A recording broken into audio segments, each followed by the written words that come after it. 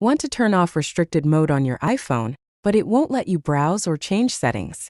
First, open Settings, scroll to Screen Time, then tap Content and Privacy Restrictions. Toggle the switch off at the top and enter your screen time passcode, instantly lifting the restriction across apps in Safari. If you forgot that passcode, tap Change Screen Time Passcode. Forgot passcode? And sign in with the Apple ID you used when setting screen time. No luck there. Your last resort is erase all content and settings after backing up. Factory Reset removes the restriction but wipes the phone. Keep in mind restricted mode is different from YouTube's restricted mode or carrier filters. This one lives in screen time.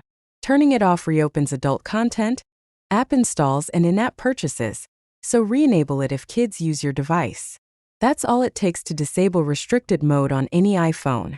If this helped you, tap like, share your quickest fix in the comments, and subscribe for more quick tutorials.